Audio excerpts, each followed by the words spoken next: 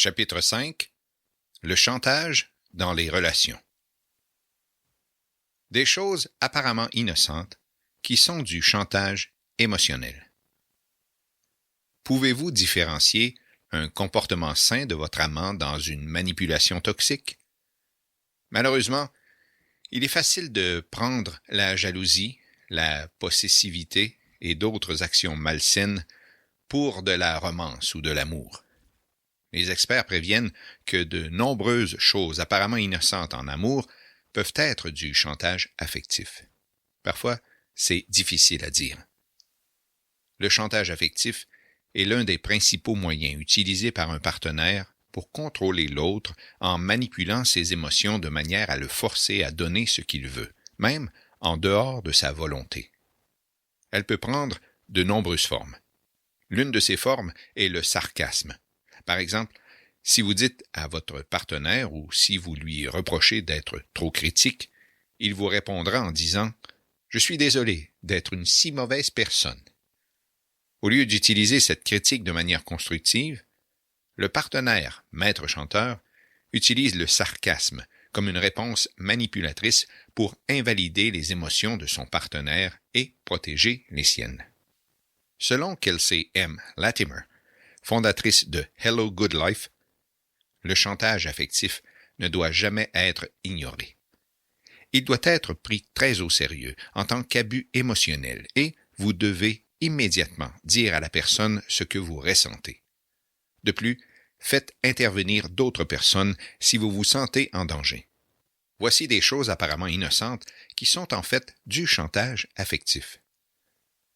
Ils veulent tout savoir sur vous, immédiatement. C'est bien d'avoir quelqu'un qui veut tout savoir sur vous, mais ce n'est pas si bien s'il essaie de tout savoir tout de suite et vous pousse au point de vous mettre mal à l'aise. Par exemple, vous devez être prudent s'il vous pose des questions sur vos finances trop tôt dans la relation. Vous pouvez supposer qu'il se soucie de l'argent et de la stabilité, mais il se peut qu'il ne vous le demande pas pour les bonnes raisons. Surtout s'il vous pousse ou vous fait sentir mal de ne pas partager, c'est du chantage affectif.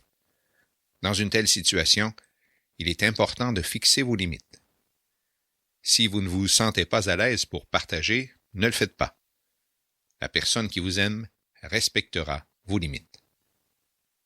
Ils mettent le doigt sur vos défauts. Exprimer honnêtement ses faiblesses est une bonne chose, mais cela ne doit jamais être blessant. Si votre amoureux ou amoureuse fait constamment ressortir vos défauts, il s'agit d'un chantage affectif. Bien qu'il ou elle puisse les évoquer de manière apparemment inoffensive, cela peut déclencher la peur et le doute dans votre esprit. Lorsque vous êtes constamment critiqué, vous commencez à croire en ces mots. Vous commencez à vous regarder de haut. Vous devenez victime de chantage affectif et vous vous sentez coincé dans une relation parce que vous avez peur que personne d'autre ne vous aime pour vos défauts. Lorsque la situation atteint ce stade, il s'agit clairement d'un cas de violence psychologique et vous ne devriez pas hésiter à mettre fin à une telle relation. Ils essaient de vous punir après un combat. Il est courant de se disputer avec son partenaire, mais si après la dispute, votre partenaire reste dehors pendant des heures sans dire où il est, c'est un signe de violence psychologique. Il vous punit pour le désaccord en vous faisant intentionnellement vous inquiéter ou vous sentir anxieux à son sujet. Demander de l'espace après les chaleurs, c'est bien. Mais si quelqu'un le fait intentionnellement pour punir son partenaire, il s'agit d'un chantage affectif. Lorsque cela se produit pour la première fois, abordez votre partenaire calmement et expliquez-lui votre état mental. Si vous êtes dans une relation saine, votre partenaire veillera à ce que cela ne se reproduise plus. Ils vont vous tester. Une relation saine est une relation équilibrée. Vous n'avez pas besoin d'aller jusqu'à vos extrêmes pour faire plaisir à votre partenaire.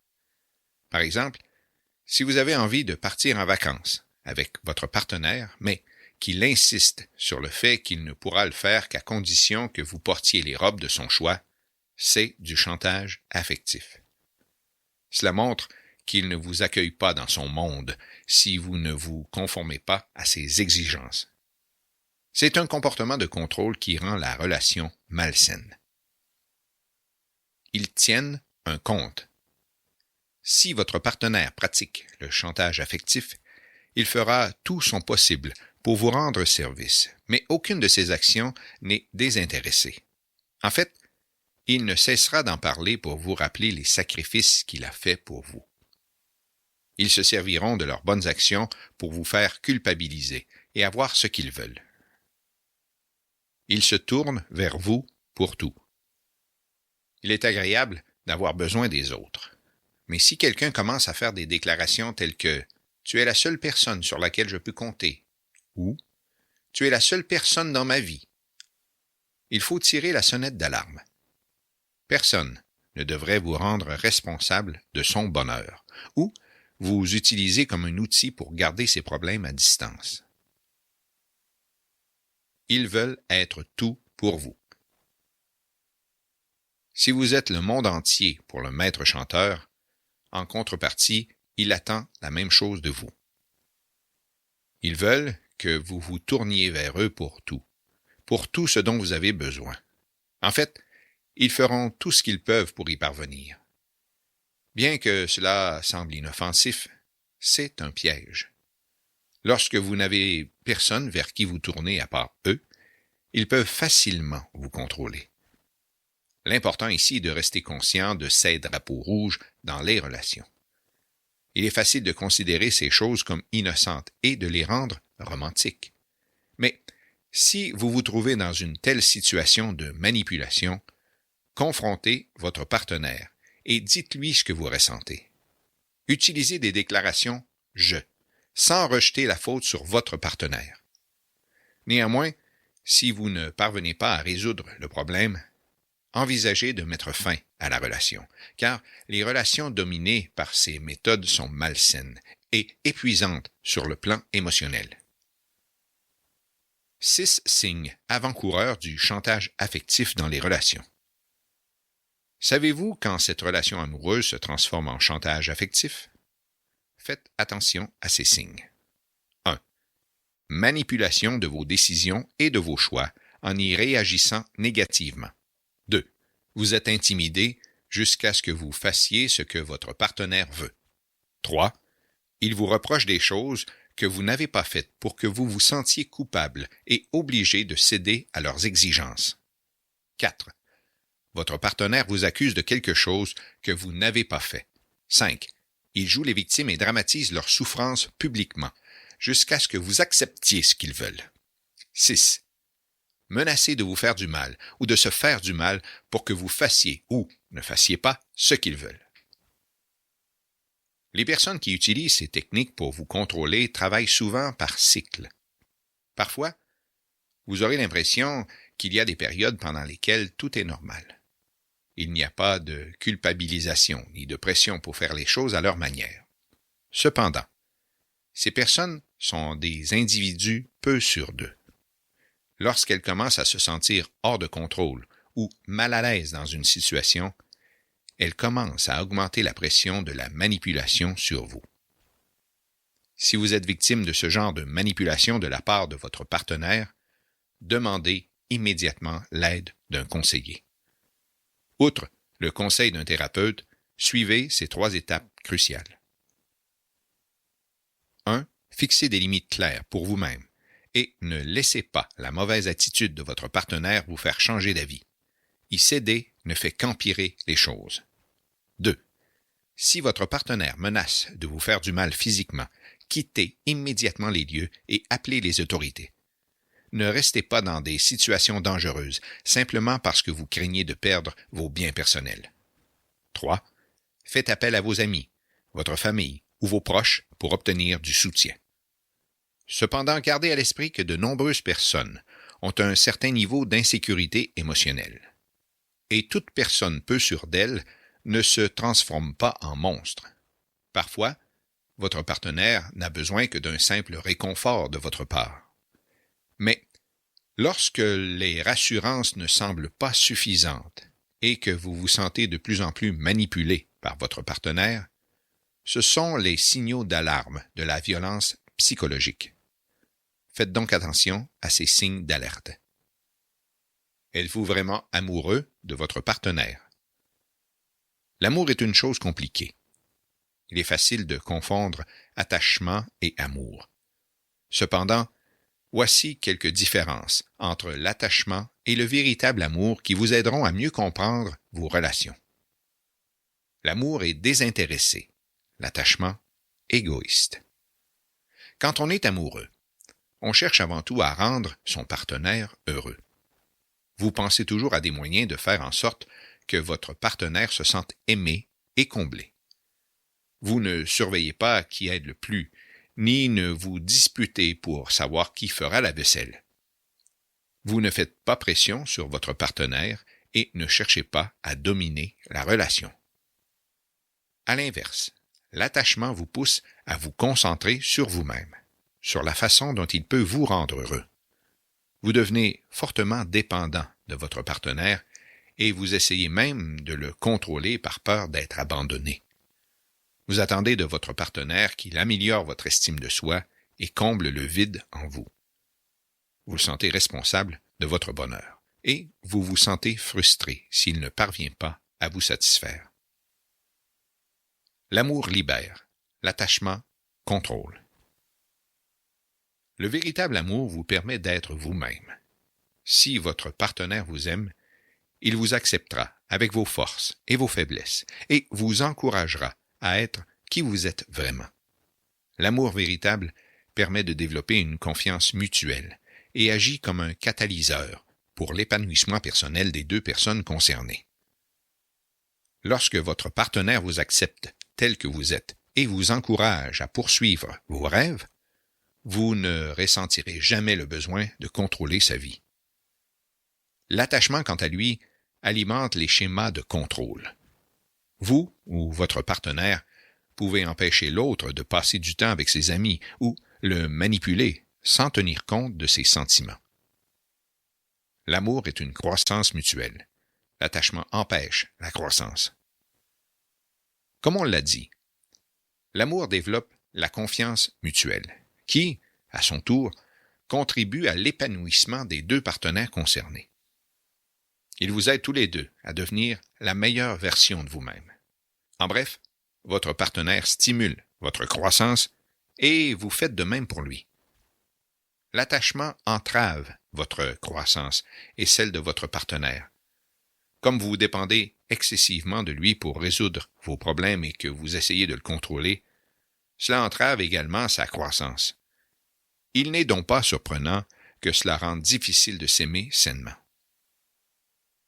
L'amour est éternel. L'attachement est éphémère. L'amour est éternel.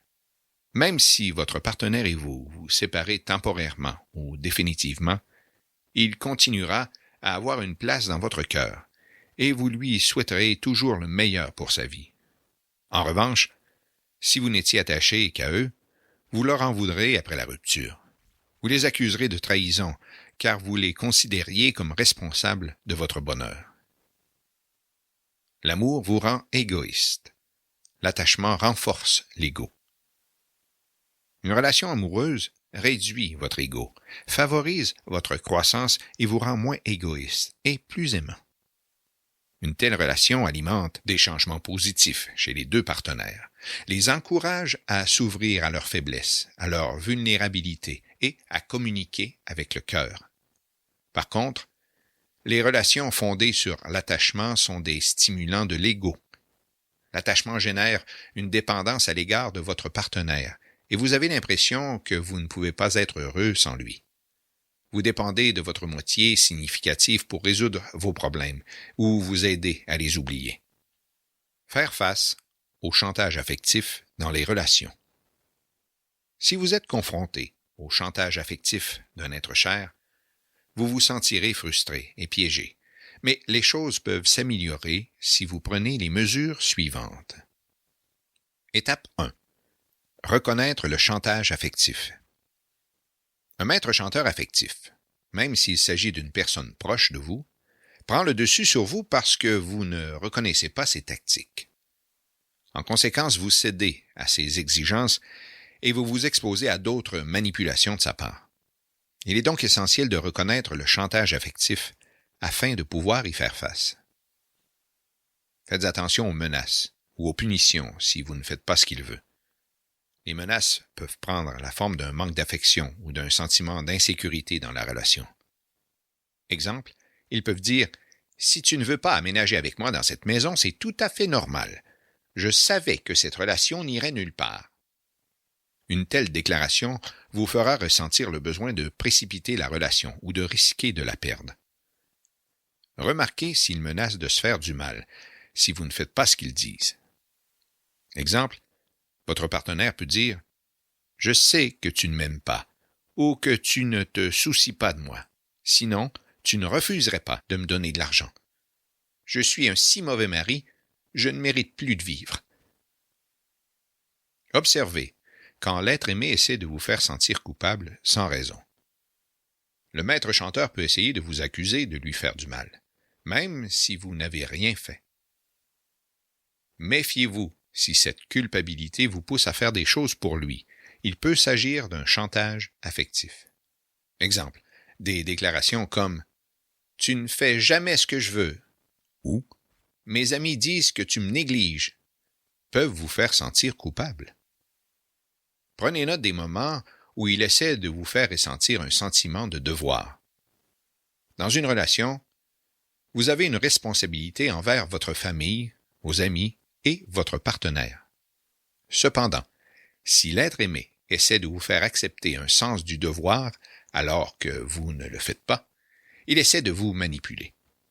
En procédant ainsi, le maître chanteur essaie de vous convaincre d'assumer un rôle ou une responsabilité qui n'est pas la vôtre.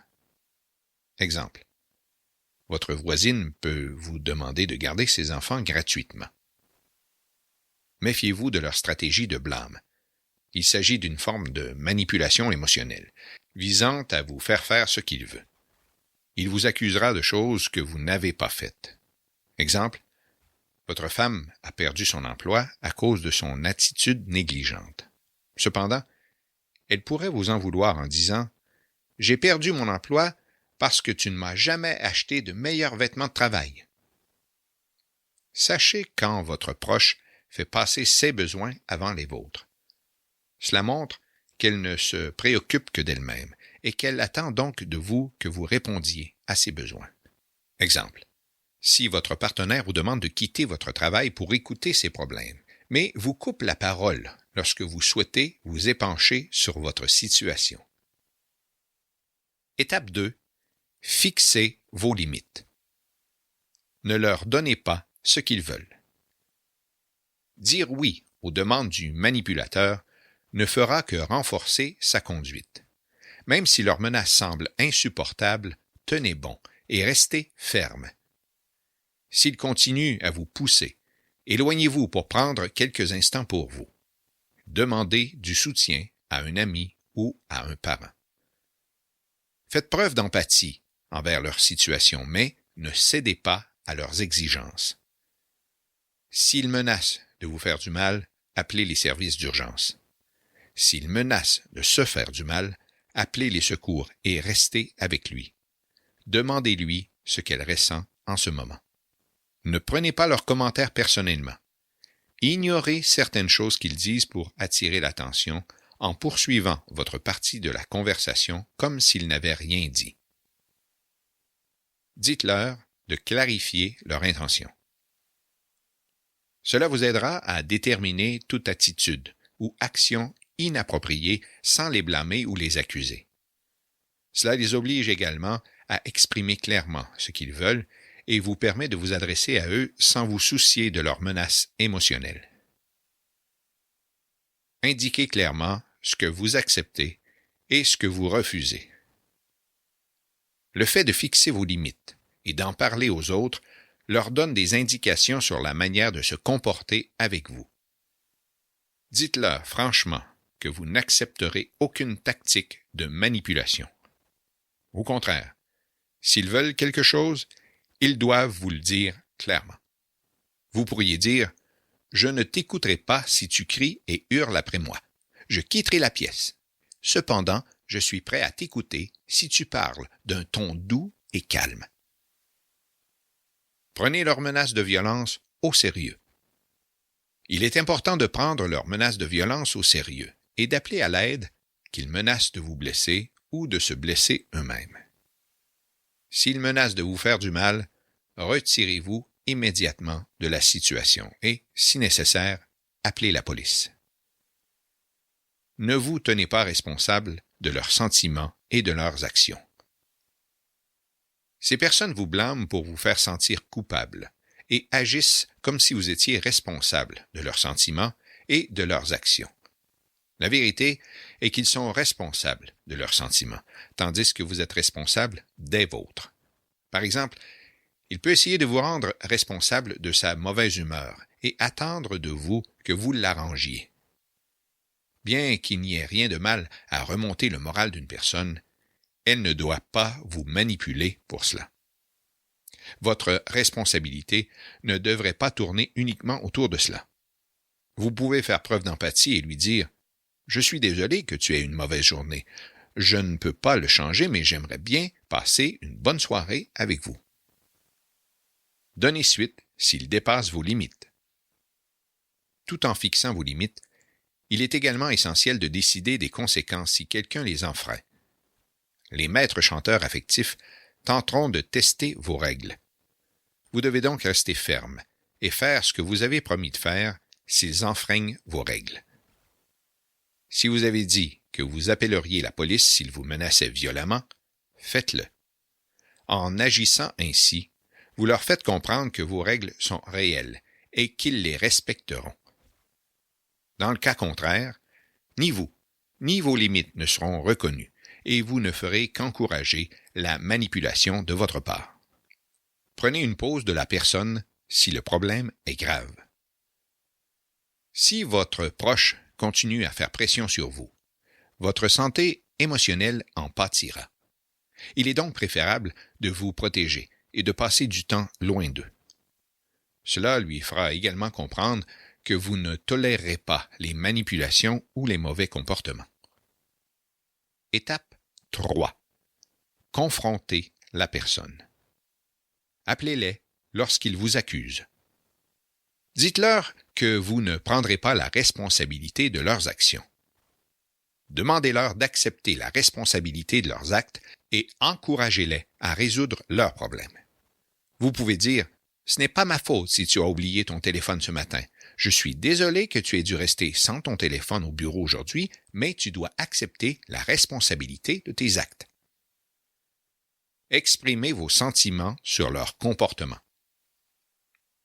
Comme les maîtres chanteurs affectifs sont davantage concentrés sur leurs sentiments, ils peuvent ne pas se rendre compte qu'ils vous font du mal. Il est donc de votre devoir de leur dire comment leurs actions vous affectent, que c'est vous la victime, pas eux. Adoptez un mode de communication non défensif. Si vous les blâmez ou les accusez en retour, ils seront sur la défensive et vous manipuleront davantage. Il sera alors difficile de résoudre le problème. Adoptez donc une manière non défensive de communiquer avec eux. Par exemple, ne refusez pas immédiatement leur plainte. Prenez la parole, à tour de rôle. Ne les accusez pas de quoi que ce soit. Ne soulignez pas leurs actions pour justifier les vôtres. Utilisez des déclarations « je ». Lorsque vous lui faites remarquer son comportement, utilisez des formules du type « je » pour mettre l'accent sur ce que vous ressentez plutôt que de le blâmer. Cela réduit le risque qu'il se mette sur la défensive et s'éloigne de la conversation. Demandez-leur de vous aider à résoudre le problème. Cela leur fait voir que vous êtes leur ami et non leur ennemi, et ils peuvent passer de votre côté. Ils se sentent ainsi rassurés de savoir que vous ne les attaquez pas. Vous pouvez dire « Je sais que nous avons eu du mal à communiquer l'un avec l'autre, mais je veux vraiment avoir une bonne relation avec toi. Penses-tu que nous pouvons travailler ensemble pour résoudre ce problème? » Étape 4. faire face à un proche manipulateur. Reconnaissez vos déclencheurs émotionnels. Vos proches, en particulier ceux qui vous sont les plus proches, ont une capacité particulière à vous manipuler, car ils vous connaissent parfaitement. Ils connaissent les déclencheurs émotionnels qu'ils peuvent utiliser pour se glisser dans votre peau. Ces déclencheurs peuvent être l'amour peut être utilisé pour vous adoucir, colère, apathie, des critiques pour vous faire sentir coupable de ne pas en faire assez pour eux, leur souffrance, l'impuissance, explosivité pour que vous ayez peur d'eux. Écoutez leurs sentiments sans changer d'avis. Parfois, votre proche peut être en réelle détresse. Il est utile d'en parler avec lui et d'écouter ce qu'il ressent. Cependant, vous ne pouvez pas nécessairement lui donner ce qu'il veut. Sinon, vous risquez d'être manipulé. S'éloigner de leur crise de colère. Si ces actions sont incontrôlables, par exemple, s'ils piquent une colère ou pleurent sans arrêt, prenez une pause. Ils pensent qu'en étant aussi dramatiques, ils peuvent vous faire sentir mal et vous manipuler. Il est important de réaliser à ce moment-là que ce n'est pas vous qui les poussez à se comporter ainsi. Ils le font eux-mêmes. Donnez-leur le bénéfice du doute lorsqu'ils se comportent bien. Malheureusement, le chantage affectif peut vous rendre sceptique à l'égard de la personne que vous aimez et vous commencez à douter de ses intentions, même si elle n'est pas manipulatrice. L'accuser de manipulation, alors qu'il ne le fait pas, peut nuire à votre relation. Donnez l'exemple d'un bon comportement. Vous pouvez accidentellement apprendre à votre proche à faire du chantage affectif en faisant de même avec lui, notamment avec les enfants. Au contraire, montrez-leur l'exemple en vous comportant comme vous le souhaiteriez. Ayez une communication saine avec eux, soyez responsable de vos actes et suivez les règles familiales. Par exemple, n'essayez pas de contrôler votre enfant en disant « Tu as gâché mon humeur, tu m'as rendu triste ». Ne cassez pas leur bien si vous vous sentez en colère. La vie après les relations toxiques.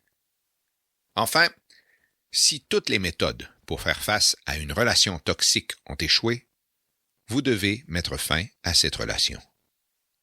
Il est naturel de se sentir abattu après cela et de passer quelques jours à faire son deuil. Cependant, certaines personnes connaissent ce qu'on appelle le syndrome relationnel post-traumatique. Il s'agit d'un syndrome de santé mentale qui survient après avoir subi un traumatisme dans une relation intime. Ces sentiments peuvent vous empêcher de trouver une relation plus saine à l'avenir. Signe du syndrome relationnel post-traumatique. 1. Peur de perdre un autre engagement. Il est normal et même sain de prendre du temps après la rupture d'une mauvaise relation avant de s'engager dans une nouvelle relation. Si vous souhaitez chercher une autre relation, mais que vous n'arrivez pas à vous y résoudre, il se peut que vous soyez encore sous le coup de traumatisme de la dernière relation. Vous doutez de vous et avez une faible estime de vous-même. Dans ce cas, demandez le soutien de vos amis ou même d'un conseiller pour trouver les moyens de surmonter le traumatisme et d'apprendre à faire confiance à nouveau. 2. Sentiment d'indignité ou manque de confiance en soi. Si vous vous sentez abattu et sans valeur après une rupture, c'est un signe de traumatisme. Ces pensées sont un effet secondaire des mots durs de votre ex qui a pu vous manipuler à l'extrême et éroder votre estime de soi. Bien qu'il soit difficile de s'en défaire, il est possible de se débarrasser de ces pensées à l'aide d'un thérapeute. 3. Se sentir coupable. Une fois la relation terminée, vous pousserez un soupir de soulagement. Mais après quelques jours, vous serez peut-être entouré de sentiments de culpabilité et de doute sur vous-même. La relation toxique crée une telle dépendance en vous qu'il est courant de se demander « Ai-je fait ce qu'il fallait ?» ou « Était-ce vraiment ma faute ?» À ce stade, de nombreuses personnes se remettent avec leur ex pour faire disparaître ce malaise. Cela peut être bien dans certains cas, mais renouer avec un ex toxique? Donnez-vous beaucoup de temps pour réfléchir à ce que vous avez vécu dans cette relation et pour savoir si vous voulez vraiment vous remettre avec lui. 4. Sentiment d'isolement et de solitude. Un autre sentiment qui vous enveloppe après la rupture est le sentiment intense de solitude. Il y a un sentiment général de temps perdu, de jours, de mois et d'années de vie. Cela peut vous mettre dans un état très vulnérable. Il peut également conduire à des relations de rebond, alors que vous luttez pour vous libérer de ces émotions négatives. 5. S'engager dans une autre relation malsaine. Si vous ne vous donnez pas le temps de vous remettre de la relation toxique, de traiter votre traumatisme ou d'apprendre les caractéristiques d'une relation saine, vous risquez de tomber immédiatement dans une autre relation tout aussi mauvaise. 6. Difficulté à laisser tomber. Il est courant de se sentir déprimé après une rupture, mais il est d'autant plus difficile de tourner la page après une rupture toxique. Vous pouvez vous concentrer sur des choses que votre ex a dites, essayer de rejouer ces scènes ou vous demander comment les choses auraient pu être différentes.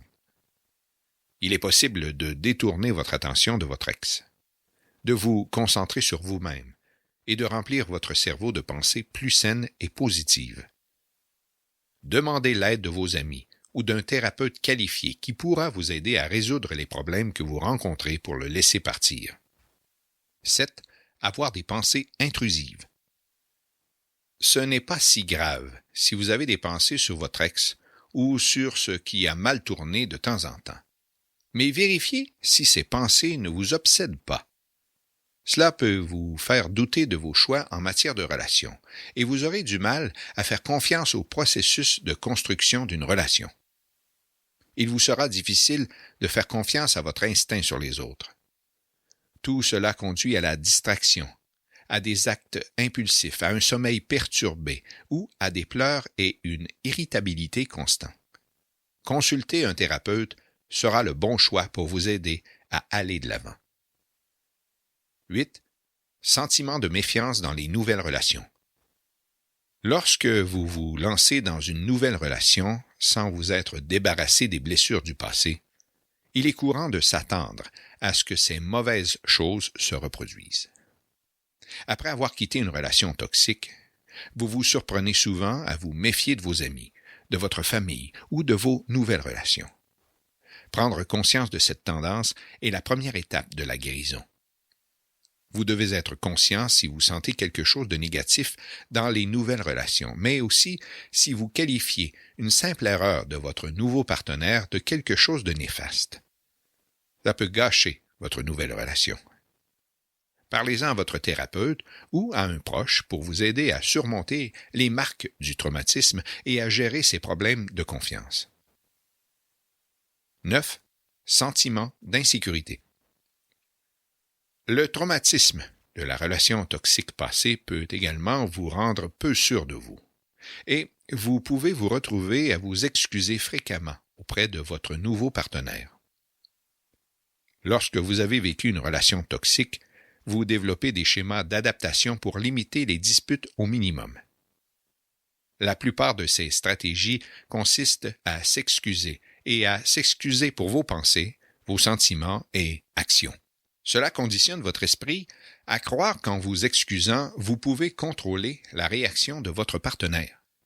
Et vous continuez à faire de même avec le nouveau partenaire pour vous protéger de la blessure subie précédemment. 10. Sentiment d'anxiété. Soyez attentif à tous les signes de stress que vous pouvez avoir, en particulier ceux liés à vos relations. Le syndrome relationnel post-traumatique découle principalement de la peur et de la méfiance dans les relations. Il peut y avoir de nombreuses autres causes d'anxiété.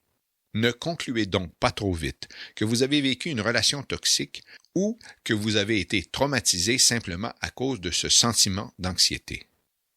Si elle correspond à ce que vous avez vécu dans le passé, elle pourrait probablement en être la cause. Demandez un traitement à un thérapeute si nécessaire. 11. Avoir des flashbacks et des cauchemars. Il est possible d'avoir des flashbacks de moments passés ou de se réveiller en sueur après un mauvais rêve, après avoir quitté la relation toxique.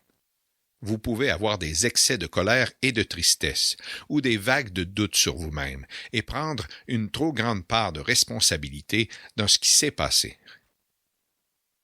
Comme tout cela n'est pas sain pour vous, il est important de chercher de l'aide et du soutien dès que possible.